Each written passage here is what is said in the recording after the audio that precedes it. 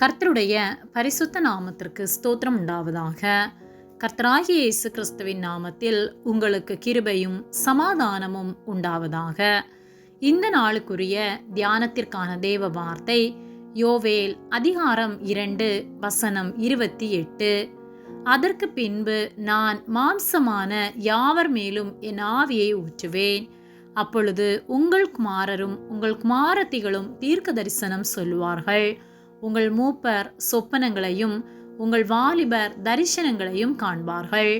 பிரியமானவர்களே, கர்த்தருடைய பிள்ளைகளாகிய நாம் கர்த்தருடைய வார்த்தைகளை விசுவாசித்து அவருடைய வார்த்தைகள் நிறைவேற காத்திருக்க வேண்டும். நாம் கடைசி நாட்களில் வாழ்ந்து கொண்டிருக்கின்றோம் என்பதை இந்த உலகத்தின் சூழ்நிலைகளால் நாம் அறிந்து கொள்ள முடியும்.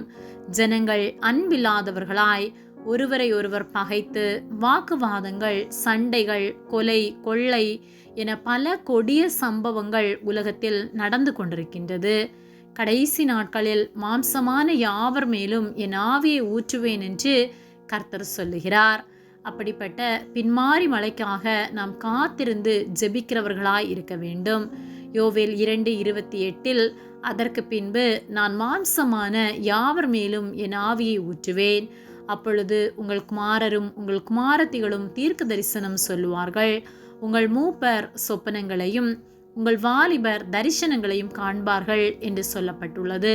மாம்சமான யாவர் மேலும் கர்த்தருடைய ஆவி ஊற்றப்படும் போது நம்முடைய சந்ததி தீர்க்க தரிசனம் சொல்லுகிறவர்களாய், நம்முடைய மூப்பர்கள் சொப்பனங்களையும் நம்முடைய வாலிபர் தரிசனங்களையும் காண்கிறவர்களாய் இருப்பார்கள்.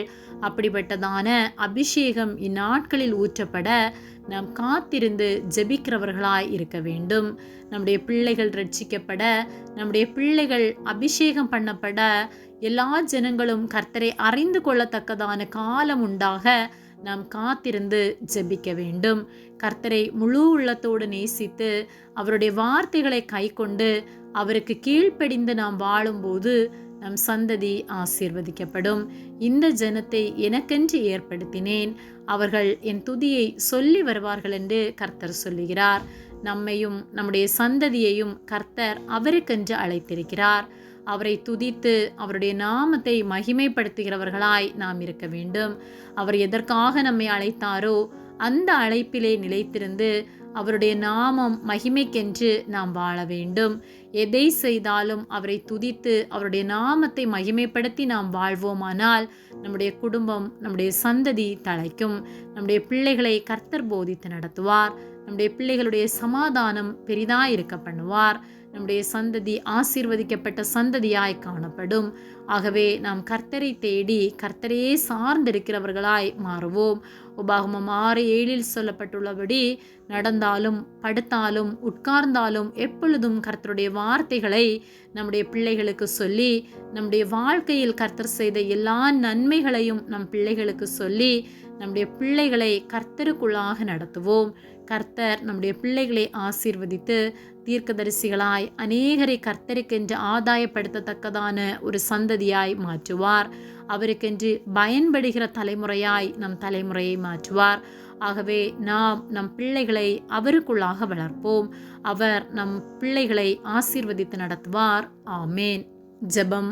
எங்களை அதிகமாக நேசித்து வழிநடத்தி வருகிற எங்கள் அன்பின் பரிசுத்த பிதாவே, இந்த நாளையும் நாங்கள் காணும்படியாக நீர் எங்களுக்கு ஜீவனை தந்து தயவு பாராட்டி எங்களை பாதுகாக்கிற உம்முடைய அன்பிற்காக நாங்கள் உமக்கு நன்றி செலுத்துகின்றோம். இந்த காலை வேளையிலும் உம்முடைய சத்திய வார்த்தைகளை நாங்கள் தியானிக்கும்படியாக நீர் எங்களுக்கு தந்த இந்த நேரத்திற்காக நாங்கள் உமக்கு நன்றி செலுத்துகின்றோம்.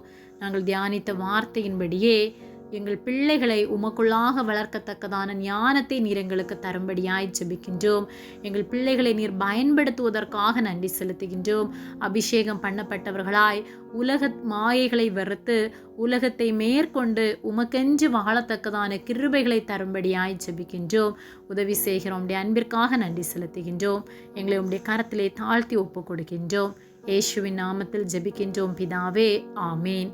கர்த்தர் உங்களை ஆசீர்வதிப்பாராக.